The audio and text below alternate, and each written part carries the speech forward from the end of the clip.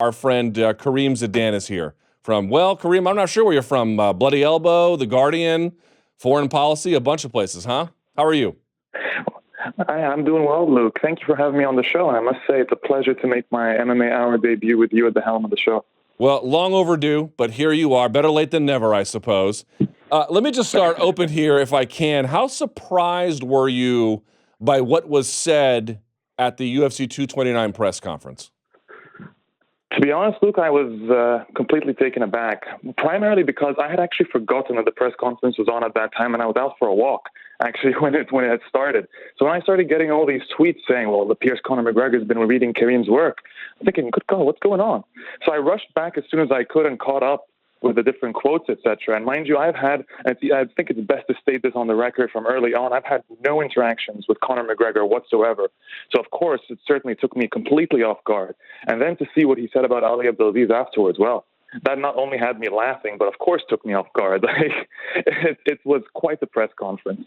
Now, there's two ways to go back and forth here. I want to be as fair as possible. I want to be on the record as possible as well. I did invite Ali to come on the show, because if we're going to be talking about him, it's only fair that you give that gentleman a right to respond. He politely declined. So I will reiterate that, number one, we invited him, and number two, if Ali is watching, and I probably is, we have an open door policy for him. He can come on anytime he wants to discuss some of these issues. That's number one. Number two, let me start actually the opposite direction, because I know you've written a lot about Khabib and Russia and some of the things that Conor mentioned. Let me start, in the interest of fairness, the other way, Karim, and I know this is not your area of expertise or what you've written about, but just sort of you are literate about these issues. You know, Conor was going after Khabib for some of his associations, which we'll talk about in just a minute. But this is a man who has taken pictures with Vladimir Putin quite openly. Now, one of my favorite athletes in the world is Alex Ovechkin. He's done the same, so I don't want to be a hypocrite. But what can an MMA fan ascertain about that relationship? Does that matter at all? And if so, why? I'm really glad you mentioned that, Lou, because immediately the first thing I can tell you is it's complete hypocrisy on Conor McGregor's part. Because if you're going to be calling out Khabib Nurmagomedov, just specifically, let's say on this one, for his relationship or his links, ties, association in the past to Ramzan Kadyrov, the Chechen dictator, well, then you can't have a picture taken with your arm around Vladimir Putin, who is not only Kadyrov's enabler, but his benefactor as well. The reason Kadyrov exists and the reason the specter and the monster of Kadyrov looms over Moscow right now is because of, and over the UFC, is because of Vladimir Putin. So to take a picture with Vladimir Putin, call him a great leader, and at the same time insult Khabib or target Khabib for a relationship or whatever sort of links he has to Ramzan Kadyrov, well, that's just complete hypocrisy. And that should be noted. I mean, I noted it in my article when I did so. We'll be noting it again when we do a feature specifically on Conor McGregor, just like we did on Khabib Nurmagomedov, all in the name of fairness as well, as you mentioned before.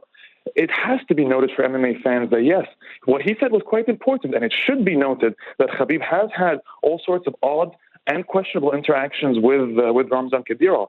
But for McGregor to go and then go to the World Cup, apparently, according to McGregor himself and the invitation of Putin, and to take a picture and pose with him, which only enables a leader like Vladimir Putin, such a controversial world leader right now, only enables him, well, that's not a good look for McGregor either. For folks who don't understand, and again, Alex Ovechkin's done it too, and I love Alex Ovechkin because he's with the Washington Capitals, so I don't really know how to feel about it. But for folks who don't know from a broader perspective, like, why are world leaders and athletes seemingly feeding off each other for what appears to be mutual gain? What is that the essence of that relationship, whether it's Ovechkin or Nurmagomedov or McGregor or whoever? It's a form of soft power or sports diplomacy. The world leaders, and this has gone on for a very, very, very long time. We can go as far back as even Hitler using the Olympic Games, and further back than that, and everything in between. We have seen world leaders weaponize and manipulate sports, especially global events and athletes, whenever possible, over their popularity. And they do so for a variety of reasons. It absolutely depends on the leader, who we're discussing, and what the country's like. It could be a play for more popularity or to be won over by a different segment of the population when it comes to a vote or something. It's a fantastic way to distract from ongoing human rights accusations, which is what Ramzan Kadyrov does a lot with his use of mixed martial arts. It's something that's achieved in Bahrain as well, which is a country in the Middle East, for those who aren't aware, quite close to Saudi Arabia. They have done this for a decade now with the Formula One event. So the Formula One is used as a fantastic way to sports wash all sorts of crimes and horrific human rights abuse that goes on in places like Bahrain. Egypt has done the exact same thing, which is my native country. I mean, the list goes on and on and on. When you associate with popular athletes, especially when the average Joe, the average person, the average sports fan doesn't really make the distinction or doesn't really factor in concept of politics or other sorts of propaganda occurring in their sort of sacred platform of sports. So it's very easy for that sort of subconscious message to be sent by a world leader that, oh, well, look, if I'm hanging out and I'm rubbing shoulders with all these popular athletes, that must mean I'm a popular person. So a lot of people, a lot of just average citizens take that in without considering much of the other options about how this could be a form of propaganda and accept that. So we see this time and time again, especially it happens ahead of campaigns, ahead of intense elections, and it happens when a world leader has something he wants to hide or wants to present his country in a better way on a global stage. Most recent example of that is Vladimir Putin with Russia at the 2018 World Cup. It's a fantastic example of soft power and sports diplomacy in action. How come we see it in MMA and I don't see people like Anthony Joshua or Peyton Manning? Or I know Mo Salah kind of got wrapped up in it at the World Cup, but even then he seemed to actively resist it. Why does it appear to be more often in MMA than other sports? Or is that just my imagination? Well, unfortunately, the UFC hasn't taken any steps to minimize this sort of interaction with world leaders. And because MMA remains, quite frankly, a niche sport, it is not a mainstream sport. And I can't see any legitimate argument for it being a mainstream sport at the moment. People tend to assume that this is to be expected. It's a corrupt sport with all likelihood that world leaders could take advantage of it. But there's another key factor, I think, that's involved in why MMA in particular. And I would also say that it's not specifically MMA. We see it in football all the time, in soccer, that is. And Mo Salah, yes, he was one of the first people to speak out against KDR, but there's been a whole host of other people, including the 2002 the World Cup winning team from Brazil. They went and visited and never complained about it. Ronaldinho was there recently; he never complained about it. So we do see it with other sports. It's a matter of how popular the sport is. But with MMA, it also has the added element of it being a violent combat sport. And for someone like Ramzan Kadyrov, whose whole image and ideology is built on this hyper-masculinity and this machismo that he is spreading throughout Chechnya now, well, then mixed martial arts is the absolute perfect platform to spread that ideology. All right, so Conor made a series of claims that we've tried to unpack. I know you've written about them. There's a gentleman whose name I cannot pronounce on the first end, so I'll let you do it. His last name is Magomedov. I guess his first name is Ziavuddin. I'm sure I botched it. But who is this gentleman, and why did McGregor bring him up? He honestly did not botch that. His name is, yes, Ziavuddin Magomedov, and he brought him up because Magomedov is a well-known Dagestani oligarch and really one of the only wealthy men of that level from Dagestan to ever rise into sort of that oligarch circle in the Kremlin. So he had a fascination with mixed martial arts and invested in Fight Nights, which was one of the top promotions in Russia. And it quickly rose to compete with the likes of M1 and ACB very, very quickly, and ended up even hosting a Fedor Emelianenko fight. And as MMA fans know, that's an expensive fighter to sign. So all that money came from oligarch Magomedov. And that also included starting up a whole fight club over there called Eagles MMA, which Khabib Nurmagomedov was instated as the president of. So he was paid a salary as the president of the Eagles MMA Fight Club. So he naturally benefited from this oligarch to an extent. And Magomedov bought Khabib a car after one of his victories, a car that someone ended up crashing on Khabib's part or something along those lines. Still a very confusing story there. But he helped him out in many different ways, gave him a lot of gifts, and reportedly paid for Nurmagomedov's surgery last year, and multiple other incidents like that. Helps him out a lot with paying for fight expenses in training camps. So, Ziavuddin Magomedov was very, very influential. He didn't just do this for Nurmagomedov because he was a champion. He did this for a lot of other fighters from the North Caucasus and Dagestan in particular. So he was very, very, very influential in the region. And then earlier this year, in around March, he was arrested under embezzlement charges and for apparently attempting to set up an organized crime group in Russia. Now, I should stress that, yes, all these charges are there, and they apparently have a lot of evidence about it, but I find it very interesting. Very, very interesting. This cannot be understated, that the entire Kremlin and the oligarchy is corrupt. So for them to arrest Ziauddin Magomedov, there was clearly something about him that upset Putin or upset the upper echelon of Kremlin's inner circle. And so this is not to necessarily say that he is the most corrupt or the most evil of oligarchs out there at all. But it was important to highlight how influential one oligarch was in maintaining the careers of so many different fighters and even MMA promotions. So we've seen Fight Night actually collapse significantly without Ziauddin Magomedov ever since he's been arrested, and he continues to be in jail awaiting trial, by the way, and they won't release him on bail. So we've seen Fight Night retract its entire international schedule, let go of a lot of its top fighters. And like, for instance, Nikita Krylov, who was just champion at Fight Night, is now back in the UFC. So it's very interesting to see just how important one figure can be. And I mean, that in itself is a negative aspect of Russian MMA, really, and that for it to flourish, for it to truly flourish, because people seem to think we're in some sort of renaissance in Russian MMA, when the truth is we just have a lot of wealthy men who are very, very interested in investing in mixed martial arts in the region there. So yeah, when McGregor mentions that Khabib had someone who was paying for him, and now it's all gone and the well has evidently dried up, yes, that seems to be coming from directly from the articles I've written about Ziauddin Magomedov, and to an extent, it's quite accurate. Let me play devil's advocate if I may. No problem. Let me play devil's advocate if I may. Whatever we want to say about how Russian society is organized and how economically it is organized, this gentleman, Magomedov, is not the only oligarch. What is the problem in taking financing from him? Yeah, I'll leave it there. What's the problem? Well, because it's difficult, right? I mean, some of this is like, do you really want to make enemies with powerful people in a place like that? You know, it's an open question there. It's absolutely true. Look, there's a lot when we're talking about Khabib's links to these people, like the oligarchs and to Ramzan Kadyrov. It is a very complex matter. It's not a black and white situation where you can immediately say, well, Khabib is clearly evil. Khabib is clearly a horrible person. And I don't write these articles with the intent of passing judgment. That is the first point.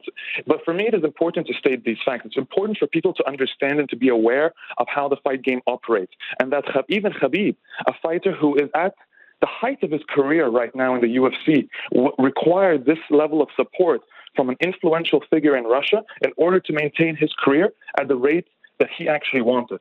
His training camps were paid for. He had surgeries paid for him. He had all sorts of help and backing, and I thought that was important to note. Now, it became a lot more significant to me. A lot more significant once Magomedov was arrested, and it became clear that this is a man who was arrested for embezzlement and organized crime charges and was currently in jail. Yet Khabib Nurmagomedov decided to use a post-fight interview inside the UFC octagon to plead with Vladimir Putin to release Magomedov. Now, that is an outward political move that was done within the UFC's octagon. The UFC never commented on this. Khabib never commented about this. But it's important to note these things. It's important to note that a UFC champion just used his post-fight speech to plead with Russia's controversial leader. It's very important to note that. So it's clear that Khabib is using his power, his leverage, to try and influence the trial or the judgment that's about to be passed on Ziauddin Magomedov, who, as of right now, is guilty of certain, or at least is being charged with organized crime and embezzlement. So whether this for some people, it's immediately enough to pass judgment on Khabib. I don't think it is. It's not my intention. But like I said again, I'm here to state facts. And this is important. If it wasn't for me, nobody else would be writing this article referencing Ziauddin Magomedov. So somebody had to do it, Luke. Fair enough. There's other figures here in the interest of time. Let's move along. Now, you and I have talked about Ramzan Kadyrov a lot. You have written about Ramzan Kadyrov a lot. I'd like to focus the conversation because there's so many things we could say about Ramzan Kadyrov, but the way in which Conor brought it up was about his father, Habib's father apparently, Abdul Manap, taking a picture, I believe at a mosque is what he said, with Ramzan Kadyrov. This is the one area where I have a fair degree of sympathy for him, not because I think highly of Ramzan Kadyrov, but because it just seems like if that guy says jump, you have to say how high for fear of safety. Or am I misinterpreting it? Karim, You take this away. You are not misinterpreting this, Luke. This is one of those points where I thought, and this is the first thing that went through my head was, Conor is messing with tensions and the geopolitical concept I don't think he's completely educated on. And it's important to note what you just said, Luke, which is that you cannot resist Ramzan Kadyrov's will, especially if you reside in the region. Now, it's not as his, and that people can say, well, Abdelmanap is in Dagestan. Dagestan is separate to Chechnya. Well, yes, it is important to note that Chechnya and Dagestan are very distinct. Just because it's the North Caucasus, just because that they're Muslims, does not make them similar at all. As a matter of fact, they're very different kinds of people, very different dialects, speak very different languages, and have different cultures and backgrounds. Yet, Ramzan Kadyrov has continued over the years not only to strengthen and cement his position of power within Chechnya, but has expanded that influence outside of the borders of the Chechen Republic and into places like Dagestan and Ingushetia. Now, he has done this by pushing his private army, the Kadyrovsky, into these locations and spreading all sorts of intimidation and fear, which he does on a yearly basis and easily searchable online for people who want to follow up on what I'm saying right now, since we can't get into too much detail. So Ramzan Kadyrov is, again, that menace that's looming over the entire region and created by Putin, by the way. So for Conor McGregor to bring all this up and to insult Abdelmanap as being a coward for having to associate with Ramzan Kadyrov is entirely unfair, absolutely unfair. Abdelmanap is very limited in what he can do, and I think the same applies to Khabib Nurmagomedov. If Khabib Nurmagomedov is invited to say, host a seminar in the Ahmed MMA Fight Club in Grozny, well, he can definitely say no, but that no will be very, very costly to him and his family. He could be pressured to do something afterwards. All sorts of things can happen. I'm not saying Ramzan Kadyrov will come out to kill him, because when it comes to influential figures, you have to handle them a little differently. But a lot could happen to his family in Dagestan. It's a very, very difficult situation. So a lot of people choose to, you know what, I will interact with Kadyrov. I will say what he wants me to say on Chechen State TV. And I think it was important that I noted within the article that all the complimentary things Khabib had to say about Kadyrov, he said so on Chechen State television, where he knew he had little choice but to say these extremely complimentary things. Again, part of Kadyrov's propaganda is to spread these fantastic quotes about himself said by other athletes so that his own people could just buy them as facts. So, yes, Abdelmanap is in a very difficult position, and the more popular he becomes, and the more popular Khabib becomes in the region, and the more in demand he is by such dictators as Ramzan Kadyrov, well, people like Abdelmanap will have little choice but to do things like that. And regarding that picture in the mosque, if I'm not mistaken, if it's the same picture I am thinking about, I'm not quite sure Abdelmanap was in the picture. I think he took a picture of Ramzan Kadyrov at the pilgrimage in Mecca, and then had the caption beneath it saying, "Together we are stronger." And, I mean, a lot of Dagestanis will not be happy with a statement like that, but it's nothing that they would ever publicly say against Ramzan Kadyrov. That's how influential he is. It goes beyond the borders of the Chechen Republic. I've even written an article for Deadspin that talks about how Ramzan Kadyrov's influence, and he has actual people on the ground in places like Austria and Germany. That's how significant this human being is. All right, so that brings us to the last figure. I think of the three you noted, the Nurmagomedov gentleman, Ramzan Kadyrov, and then his manager, Ali Abdelaziz. Now, as I mentioned before, I reached out to Ali this weekend to see if he wanted to come on to talk about the presser. He politely declined. The opportunity to do at a future date is always open for him. And I also would like to narrow this focus. I know there were some claims made, including by Conor himself, about Ali's family life. For the purposes of this conversation, because I know your reporting doesn't really focus on that, I'd like to exclude that. At least, I'm not saying those questions aren't necessarily relevant, but not for the moment. I would like to focus this on what your reporting has been about, number one. And number two, I also think that there are plenty of fair criticisms to make of any individual, but I also feel like he's a little bit of an unfair punching bag to some for the wrong reasons. But that being said, there's a lot that needs to be said about this that I think has gone improperly covered. So you have the floor, Karim. Were you surprised by Conor's criticisms? And what is the relevant thing to know about him? I was extremely surprised about McGregor's comment. It's almost like he had this this bone to pick, and it was the timing that I thought was interesting. It wasn't like it was a statement that he had to get out during the press conference. He waited to the end. He waited till he actually heard Ali speak. That, I don't know. He clearly had something prepared for Ali Abdelaziz. And I mean, it has to be noted, the comment that particularly that definitely caught me off guard was the terrorist snitch comment. And I mean, it's really not difficult to go online and do a Google search and to find a lot of information that dates back to this discussion. And I mean, Conor McGregor certainly did his research there. The comment, and this is something I reference in my feature, it appears to be a reference from the book The Enemies Within, and the book mentions an Egyptian mixed martial arts expert by the name of Ali Abdelaziz, who was recruited by the NYPD in 2002. Now, the authors in the book go on to state that the NYPD and the FBI in particular, felt that Ali Abdelaziz was being very deceitful in his reports towards them. So it appears that Ali Abdelaziz was in jail, and this is coming again from this book and the various different reports that you find online. I have to state that this is not from my own personal original reporting on the matter, although I'm taking much, much, much more interest in that now and as we speak about this. But it appears that he has been charged with document forgery, was in jail, and had been taken out of jail and became a top informant for the NYPD, looking into and reporting on the rural Virginia group, the extremist group known as the Muslims of America. Now, if we put two and two together, it appears that that's where the terrorist snitch comes from with regards to Conor McGregor. And since we don't want to get into the rest about the family thing, I completely understand. I'm certain, though, that in the next few weeks, a lot more information is going to come out. We've got a podcast to look forward to by Mike Russell, and apparently a lot of public documents will be out there in the open for us to see. So there's definitely going to be a lot of time for us to delve into this and to talk about that specific aspect in a lot more detail in the weeks to come.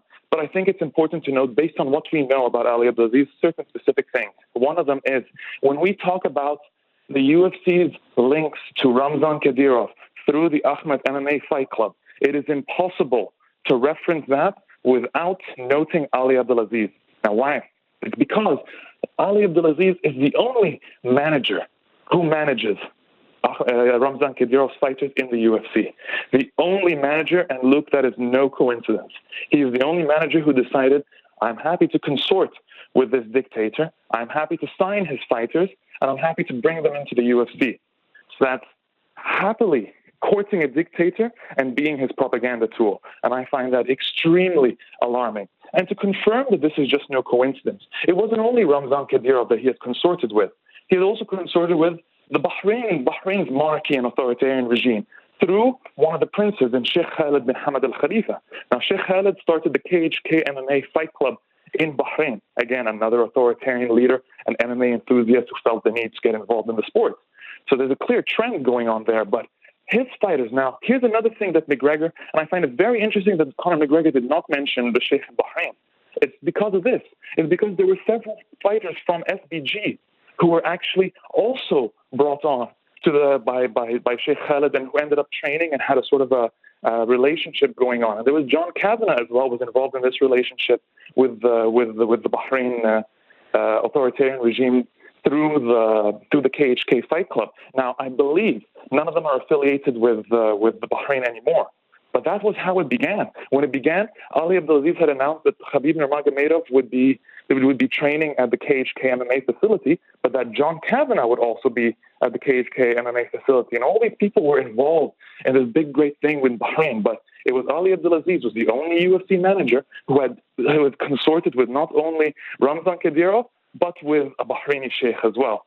So this is a manager who is willing to put his fighters in that level of harm and has no issues with the PR repercussions that come from something like that. I see that as a toxic influence on the sport. All right, let me play it one more time, if I may, because this is in the interest of high degree of fairness. I have spoken with Ali about some of these issues directly, and what he tells me has been, look, man, I don't say that I have a perfect past, that I've made mistakes, but look at his clients. He's only ever lost one client, and they're still on amicable terms. His other clients, Kayla Harrison, Henry Cejudo, Khabib Nurmagomedov. I mean, it goes on and on. David Branch. They're all really happy with him. I've talked to them about Ali. They profess nothing but strong sentiment. So to that you say what? A manager who has done well and is well liked, but maybe had some previously past questionable associations. Should we forgive and forget? Why are these issues in your mind still relevant? Well, I think they're relevant because, we can't take, of course, a fighter who's happy with their pay, very happy with their pay, because Ali Abdelaziz, yes, as a manager, gets the fighters paid what they want. But let's not forget that when he was in World Series of Fighting, the reason a lot of those fighters that he had there were getting paid that much is because of the conflict of interest with him being a manager and at the same time the vice president and matchmaker of World Series of Fighting. So to an extent, he's used his own corrupt power and influence to help his fighters. And of course, a fighter who's reaping the benefits of this and is actually making some money for a change. Not that I'm saying they don't deserve it in the slightest. Fighters deserve a lot more money than they're making. But when some of them, the few who do achieve that level of money that they're happy with, of course they're going to kiss the feet of Ali Abdelaziz, because that's how desperate the UFC has made its fighters. The UFC has brought fighters to this level. That's why UFC fighters consort with dictators as well, Luke. That's why they accept invitations from Ramzan Kadyrov for $100,000, if not more, because the UFC does not pay them properly.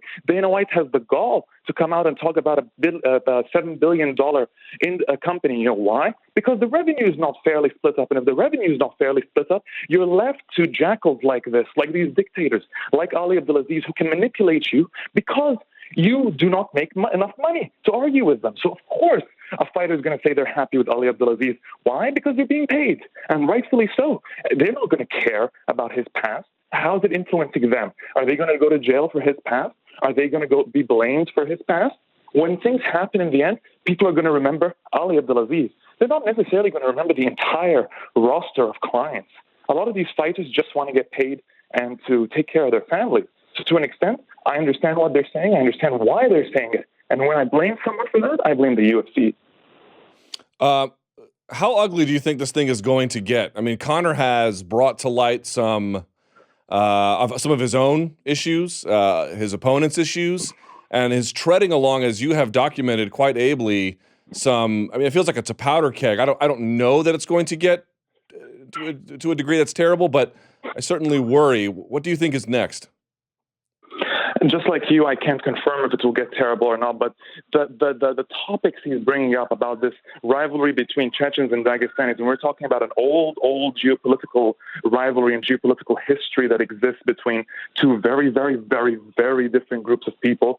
So to bring these sort of things up at such a tense moment ahead of a fight, to call Khabib's father a coward at this time, to reference Ramzan Kadyrov, to bring up, just referencing Ramzan Kadyrov, there have been Ahmed MMA fighters, one who's actually quite a notable prospect too, and Hussein Khalid, who have come out and actually threatened Conor McGregor since then, saying, "You will rue the day you said these words about our Chechen dictator." Again, I'm paraphrasing right here, but here is the one quote: "You better apologize now." And that's a standard thing Ramzan Kadyrov says to people who speak out against him. He expects a public apology. If McGregor doesn't give that public apology, we could see tensions ramp up leading into this fight. We can see massive groups of fans from both sides at the event, and it could lead to violence, potentially. So, the UFC naturally is well aware of all this. Dana White has already stated there's going to be extra security at the event. But sometimes I look at all this and I look at what's happening and I come to the conclusion, is this all really worth it? Is it worth the risk that you're about to take? Is it worth the horrible PR and the nightmare this can cause if all these things that are referenced now come to a head at this event? We're talking about dictators involved. We're talking about old geopolitical rivalries here, Chechens and Dagestanis involved, and the Irish on the other end. And the really awful thing that's come out of this as well, Luke, is the amount of Islamophobia and just pure ugly racism I've seen on my timeline since. Whenever Khabib is mentioned now, there's so much that goat shag and all these horrific things that are being said. This is also what McGregor's press conference has brought out of people. So it's just going to get extremely ugly on so many different layers in the next few weeks. Well, you're fun to talk to, Karim. I know. This is all I care about is the fights. And here comes Karim being like, everyone's connected to dictators, right? Well, I'll tell you what, Karim, you're a brave guy. You do reporting that, let's just call it like what it is. Basically, no one else does, right? And it's important, and I think that it is fair, and it needs to be heard. So you can follow Karim on Twitter at Zidan Sports, and yeah, man, I look forward to seeing what's next. And thank you for your time. Thank you for having me on, Luke. And yeah, like you said, I'm looking forward to what's coming the next few weeks. To say that McGregor and this whole UFC 229 event has given me more work to do than I think I have actual time to write articles in. Well, if anyone's up for the task, it's you. Thank you, Karim.